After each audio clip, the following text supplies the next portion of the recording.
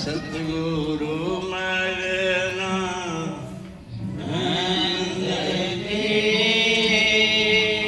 सच्ची शरण प्रीतानंद गुरु शरण प्रीति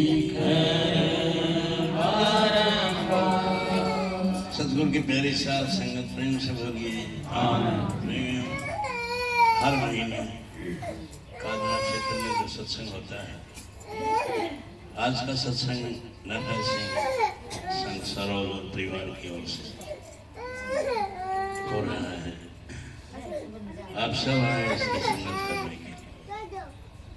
सतगुरु की दया आप सब पे बनी रहे, आप आनंद और खुशहाल रहे, यही मालिक के चरणों में। हर संत हर महात्मा ने सतगुरु की भारी महिमा बताई, क्योंकि सतगुरु ही हैं जो जीव को एक नया जीवन देते हैं और संत मत की राह बताकर उसे भवसागर से पार करते हैं। इसीलिए सतगुरु की महिमा बताई और कहा है, हाँ सतगुरु के दरबार में रमन बारंबार बोले सेवक तुले आईने। सतगुरु हैं दाता। अब बोली वस्तु क्या है कि फितरत है जीव की, वो मालिक के हुक्म पे नहीं चलता, इधर उधर के कामों में उलझ कर मालिक को भूल जाता है। तब सतगुरु आते हैं और उसे समझाते हैं कि देख भैया, तेरा तो वायदा था कि तू मालिक की बंदगी करेगा, उसका ध्यान करेगा, भूलना नहीं। तब उसकी समझ में आता है। लोग कहते हैं कि क्या रखा है सतगुरु के दरबार है कि साहिब कहते हैं, हाँ सतगुरु के दरबार में धनी कहे खेना कर्महीन भटकत फिरे सुख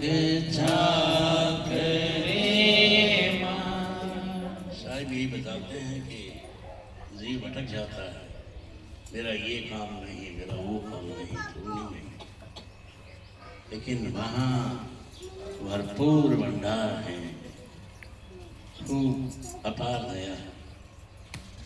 फिर बताया है, हाँ सतगुरु के दरबार में रमी कहे। सतगुरु के दरबार में तग हंस हो बुरे आदत को छोड़ के छुग छुग मोती खा। कि सतगुरु के दरबार में काल भी हंस हो जाता है। लोगों का विचार है कि कौवा काल कहो जिसे काला है और हंस तो गोरा है, कैसे तुलना की जाए। लेकिन साहिब कहते हैं कि सतगुरु के दरबार में जाने के बाद उसकी बुरी आदतें बदल जाती हैं, क्योंकि वहाँ हमेशा गंदगी में चोंच मारता है और हंस मोती टूटता है। तो यहाँ सतगुरु के दया से कौवा भी मोती चुनने लग जाता है। ईसा साहेब के एक शिष्य हुए गीता दास।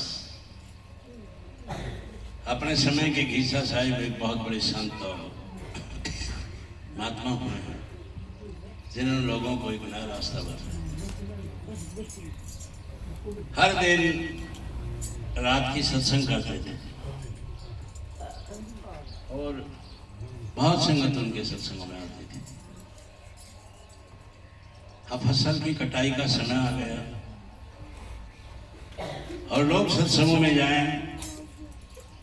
ये जीता दास जो है ये बहुत बड़ा एक जमींदार था, जीता के नाम से इलाके का नंबरदार था। इसी की बात से सब बात बनती। लेकिन अब दिक्कत ये कि लोग रात के सत्संग में जाएं तो सुबह कौन कटाई पे आया, अनाज कुड़कने लगा, नुकसान होने लगा। डेढ़ दुगने पैसे देने किए दिन की दिहाड़ी के, लेकिन कोई आने को तैयार है। अब सोचा कि ये इस किस्सा कोई देख ले, इसने मेरा काम बिगाड़ रखा। कुछ लठैत साथ लिए और पहुंच गए उस गांव में जहां ईसा साहब का सत्संग हो रहा था। किसी ने पहचान लिया ये तो जीता है और खूंखार है, ये तो गुरु जी के आसन की तरफ जा रहा है, कुछ ऐसा वैसा ना कर दे। एक प्रेमी उठा, जाकर गुरु जी ध्यान में थे, चरणों को हाथ लगाया और कहा कि जीता आ गया। ईसा साहब अपने मौन में ठहरे। अब जब बीच में आ गया संगत के तो किसी और जानकार ने समझा कि ये कुछ गड़बड़ ना कर दे, लाठी हाथ में है, सत्संग में लाठी का क्या काम। भागा भागा गया, गुरुजी को कहा कि गुरुजी जीता है।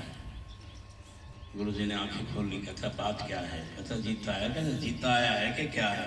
बैठ जाओ, सत्संग सुनो। अब जब नजदीक गया वहां भी कि कोई उठा और उसने भी यही कहा जी जीता है।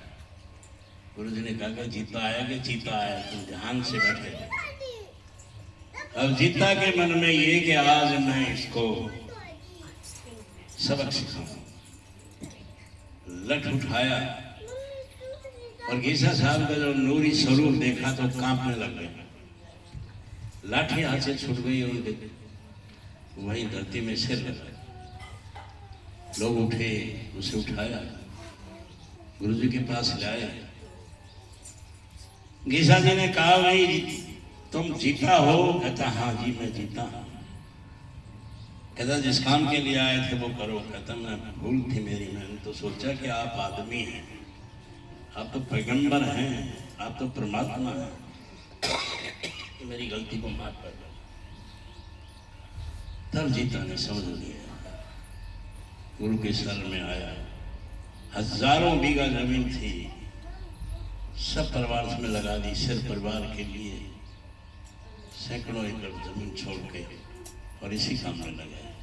और वही जीता दास बना। सतगुरु की महिमा में उसने कहा है, हाँ, सतगुरु